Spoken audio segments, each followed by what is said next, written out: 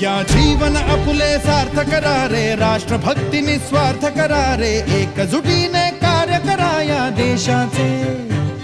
या साथी बना अनसाथ करा रे, मातृभूमी ही आज पुकारे, जागृत होऊन कंकण बांधू दिवस रात्र झटण्याचे। मातेच्या पायाशी हे अर्पण प्राणाचे, फेडूया ऋण आम्हा हा जन्म लाभला त्याचे। घेऊ हे ब्रिद हाती असे तू सिंधू नव हिंदुस्थानाचे।